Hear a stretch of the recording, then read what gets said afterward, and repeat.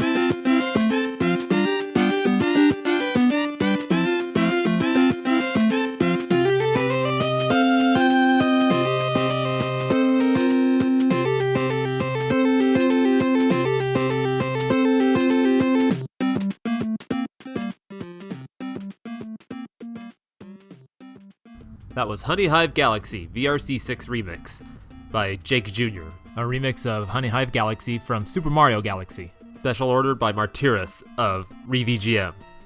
And again, this order is very appropriate because Martyris' podcast, ReVGM, is focused on remixes, covers, and arrangements of video game music.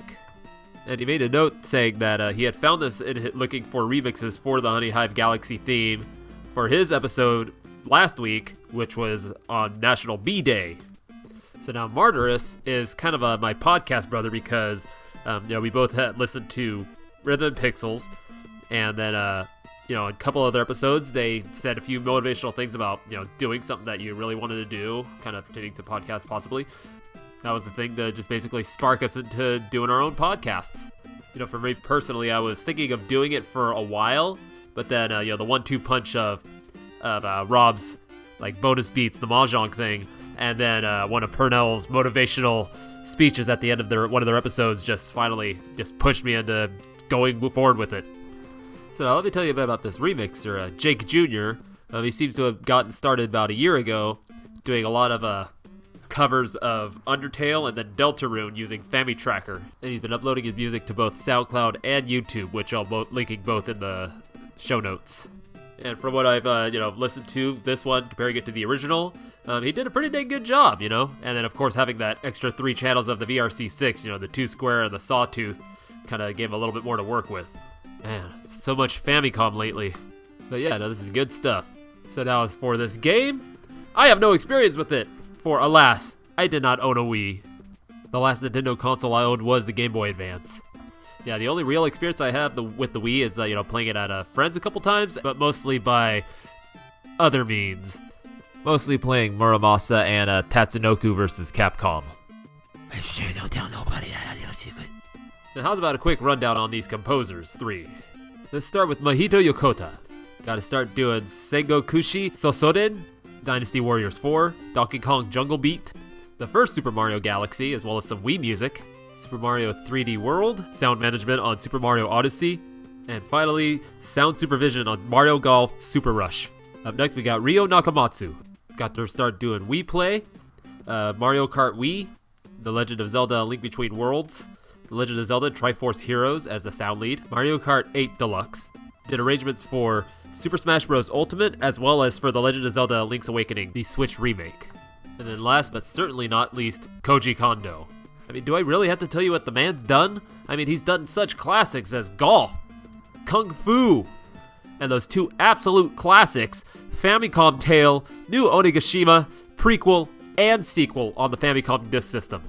But in all seriousness, we all know he does like Super Mario Bros., Donkey Kong, Legend of Zelda, and the many titles within the respective series. So yeah, thank you Martyrs for putting your special order, and I'm pretty sure I'll be seeing more from you in the future. Now moving on to our next SPO. That's special order in retail terms. This is in from Professor Tom of the Shujin Academy VGM Club. It's School Days from Persona, the PSP port, composed by Shoji Meguro and sung by Yumi Kawamura.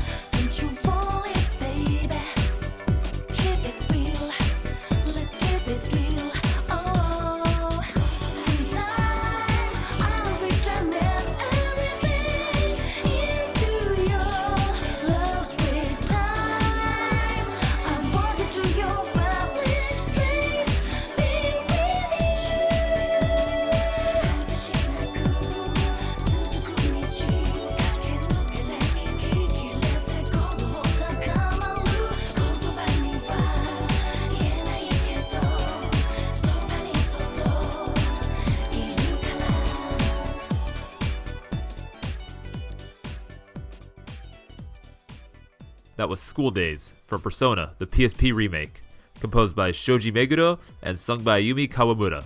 And this was special ordered by Professor Tom of the Shujin VGM Academy. And as seeing as I haven't really listened to much of this music, I went ahead and did a little research, and what I found out is the soundtracks are kind of like evolving per game, so it's like not like a set genre, or I guess like they make genres, but it's not like a set style and sound per game. It's like 1 is still kind of trying to find itself, 2 starts figuring it out, 3 takes what 2 did right and kicks it up a notch, 4 really hits that sweet spot, actually become kind of like a character all on its own, and I think word I saw for it was effervescent. And then 5's music is just basically all these things from the previous games all grown up and a little more hard hitting and a lot of bass. So all this to say that I just really need to sit myself down and listen to this music, because apparently I'm missing out. And now on the subject of all this music, let's tell you about Shoji Meguro and what he has done. Being an in-house composer for Atlus since 1996, he got to start doing the original PS1 version, Revelations Persona, as well as all the other Persona games excepting 2 in '99, though he has done the music for the little spin-offs of 2, I guess. Would go to work on Shin Megami Tensei Digital Devil Sagas 1 and 2, Trauma Center Under the Knife, Catherine, Devil Summoner 2, Record Breaker, Shin Megami Tensei Strange Journey Redux, and most everything in between that and after that is just like Persona. Though it seems he's currently working on a to-be-announced game called Guns Undarkness. And so Yumi Kawamura, she has been a vocalist for a few of the Persona games, mainly 3, 4, and the Q and Q2. And she did provide backup vocals for Digital Devil Saga Avatar Tuner 2 in 2005. And there you go, the special order from Professor Tom of Shujin Academy VGM Club. And he actually noted that he got the name for his show from the school that is in Persona 5, Shujin Academy. Now let's see here, what's the next order that I got on the shelf here? Ooh, diggity dang, this is more my speed. It's Jurassic Dope from Contra Hardcore, composed by one of these fine folks, Hiroshi Kobayashi, Michiru Yamane, Akihata, Akira Yamaoka, and Hirofumi Taniguchi. This is special order by Jameson of Bar Silence, a VGM podcast.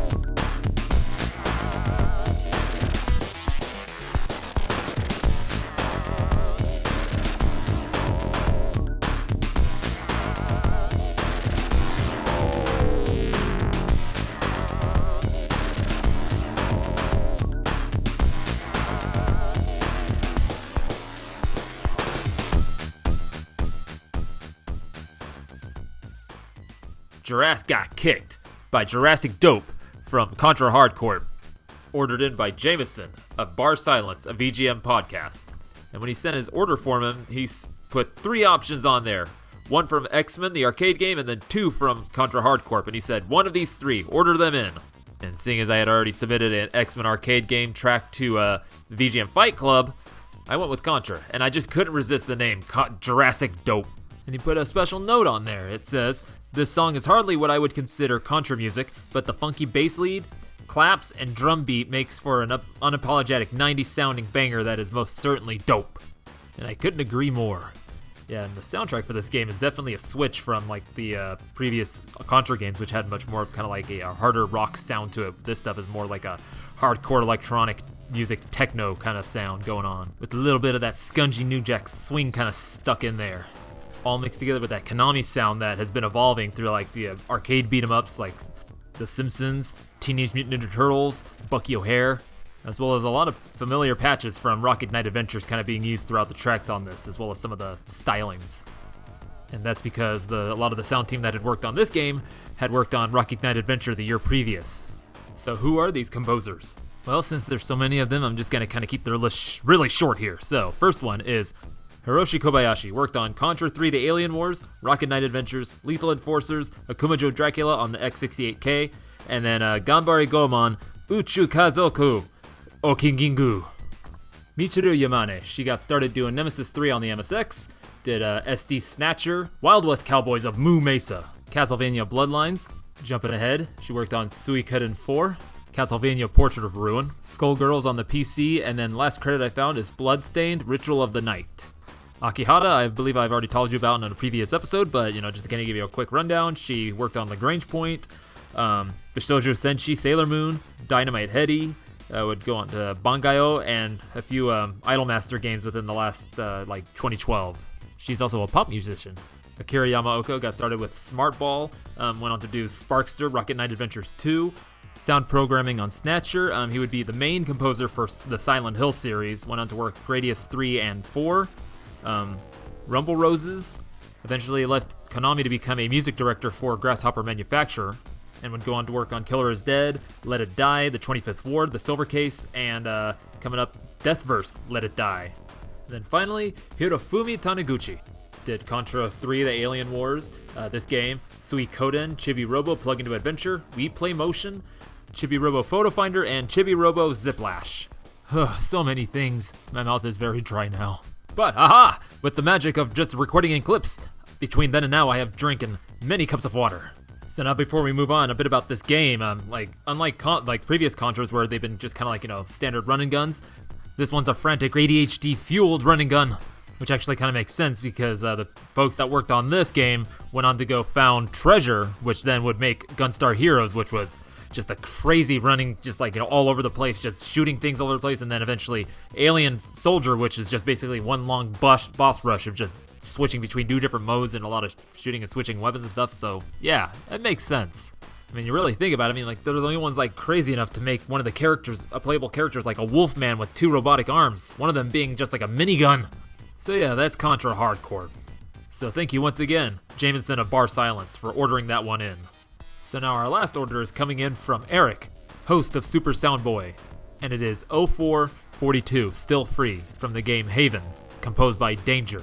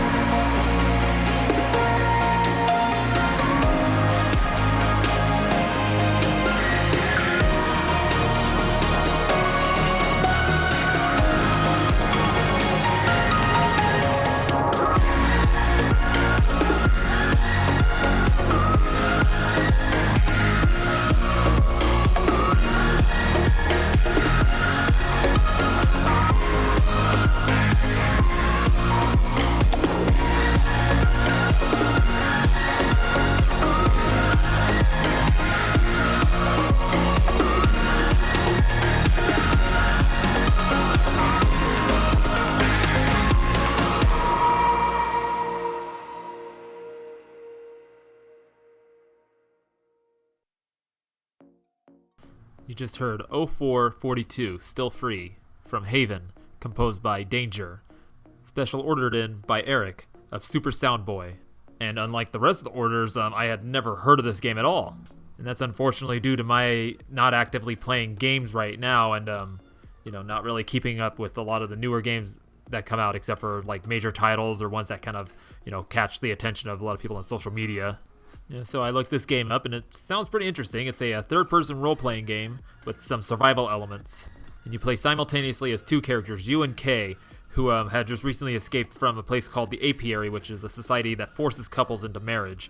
And so they escaped to an uninhabited lost planet called the Source, where they have to, craft things, do a lot of hunting, cooking to kind of survive, and then eventually you do meet like with hostile creatures, where you then play kind of like in a third person, so you're seeing them from behind. And you do actions, and you have to kind of coordinate them to effectively defeat these creatures. But the interesting feature of this game is that at the beginning, you get to choose, what sex either K or you can be. So, K can be a male or female, same with you, or you could have them both, the same sex. And so one of the main focuses of this game is the relationship between these two characters and, that building relationship. The director has stated that this is kind of like Journey meets Persona, so it's kind of like, where Journey is like just this big open world is just beautiful and you can explore and just do it, just see things, experience it. Persona's about kind of the relationship between the characters and the bonds they form. Now, as for the music, I could kind of say that it's not really my taste. That doesn't mean I can't tell that it's pretty well put together and arranged, and the instrumentations and some of the synth sounds that he's using and stuff are just, it has a nice pulse to it. And for some reason I kind of got a flash of Ryuichi Sakamoto's theme for Merry Christmas, Mr. Lawrence. If you've never listened to that, go check it out. It's really beautiful. More specifically, a remix I heard of it called Heart of Asia. And so now the composer of this music, Danger, real name Franck Revoix, has been actively producing and releasing music since 2007, focusing on many electronic music genres such as trip-hop, electro house, witch house, French house, and synthwave. And he's released many EPs and then some actual albums in 2017, Taiko, 2019, Origins, and then this being his latest work, Haven, in 2020. And checking some things out about this guy, looks like he's always wearing some kind of dark clothing, usually a hoodie, with a whole lycra suit on with lights where his eyes should be, and they just glow this bright white. It actually reminds me of Spider-Man Noir from Into the Spider-Verse. Thank you, Erica, once more for this special order. I know I said this music isn't really to my taste, but hey, that can change the more I check this guy's stuff out. So yeah, thank you. And I realize I probably should have been doing this for the others while I was announcing them, but we're here now. So you can find Super Soundboy at supersoundboy.com or on all the different podcatchers like Spotify, Apple, Google, as well as on Twitter as at Super Soundboy. But he did note that he's currently taking a hiatus, but he does have a 14-episode backlog, so, go check it out. And then for the other podcasts, we got ReVGM. You can find it at revgm.com. All those podcatchers is on Instagram as re_VGM. And then Bar Silence, you can find him on Twitter at Bar Silence, as well as on those podcatchers. And then Shujin Academy VGM Club, you can find on Twitter, as well as those podcatchers. Once more. And I will be putting links for all their, all the respective shows in the show notes, so you can go, check those out straight away, because this is my first time announcing multiple other podcasts on my show, so I'm kind of making a mess of it right now. So yeah, with this, I am officially announcing I am taking special orders. You can send them to VGMporium at gmail.com or, to at VGMporium on Twitter, Instagram, however you want to do it. You send it in, I'll try to get them, and then I'll play them on a dedicated episode. A big part of why I started doing this podcast was to kind of get more involved with the VGM community at large, and so kind of initiating this by getting special orders from the other podcasters that started around the same time as I did. I'm kind of hoping to kind of really get to know these guys a little bit more. And speaking of community building of the VGM podcasting community, we're all going to be doing, at least I know of at least 20, maybe 30 other VGM podcasts are going to be doing something called the Masters of VGM, where we're all going to be choosing individually 4 composers that we feel are masters of their craft, more or less. So this is going to be taking place all throughout the month of June. So I'm pretty excited for that, and you should be too. So I've been your host, Rage Cage, RAYJ, KAYJ. You can find me on all the different social medias at RageCage. And then VGMporium you can find on all the different podcatchers, as well as, on all the different social medias as at VGMporium. And I definitely encourage you to go check out these other podcasters, because they run some pretty dang good shows. And I said earlier, don't hesitate to send a special order via email or social media, tweet, whatever you want to do. Just send it in. I'll be kind of building them up and then just playing them in batches and just doing my best to talk about them. So yeah, thank you for listening, and hope you come back next week to hear my spiel.